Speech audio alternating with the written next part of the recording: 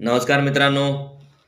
भारताचं संविधान आणि आपले मूलभूत अधिकार आपण जे मतदान करतो त्याच्यामुळे आपल्या आयुष्यात, भविष्यात आणि इतिहासात झालेला बदल हा काय आहे आणि आपण जे मतदान करतो त्याच्यामुळे ज्या प्रतिनिधींना आपण निवडून देतो त्यांना निवडून दिल्यानंतर त्यांच्यामार्फत आपलं जेव्हा ते प्रतिनिधित्व करतात ते पुढच्या सगळ्या नियोजनासाठी ते आपल्या मार्फत मतदान करतात, कायद्यांमध्ये बदल करतात व आपल्या ज्या काही अडचणी आहेत त्या सगळ्या अडचणींना मार्ग काढण्यासाठी ते संसदमध्ये म्हणजे विधान परिषद, राज्यसभा, विधानसभा, लोकसभा या ठिकाणी ते आपले प्रतिनिधित्व करतात आणि आपण जे मतदान करतो ते किती महत्त्वाचं आहे आणि त्याच्याने काय बदल घडू शकतो हे सगळं आपल्या भारताचं संविधान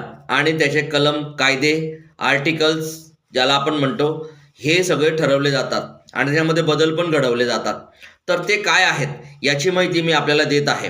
तर भारताचं संविधान याचा आतापर्यंत मी बरेच व्हिडिओ बनवलेले आहेत.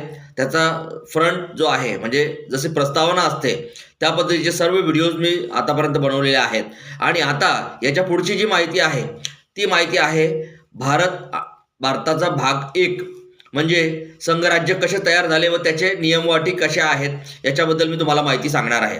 तर प्लीज कृपया करून माझ्या चॅनलला लाईक करा, शेअर करा, सबस्क्राईब करा जेणेकरून प्रत्येक सामान्य माणसापर्यंत आपल्या भारताचं संविधान व आपले मूलभूत अधिकार पोहोचू शकतील.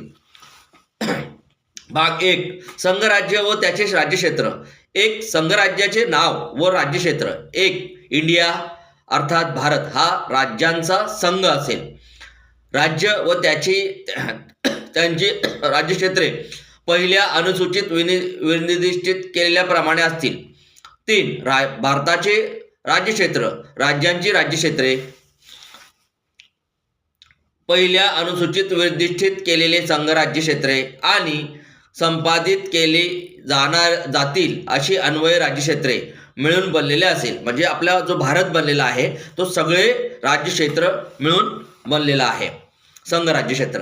नवीन राज्ये दाखल करून घेणे किंवा स्थापन करणे संसदेला तिला योग्य वाटतील अशा अटीवर शर्तीवर कायद्याद्वारे नवीन संघराज्यांमध्ये दाखल करून घेता येतील किंवा स्थापन करता येतील. सिक्कीम हे संघराज्याशी सहयोगी आहे. संविधान 36वी सुधारणा अधिनियम 1975 कलम 5 द्वारे निरीक्षित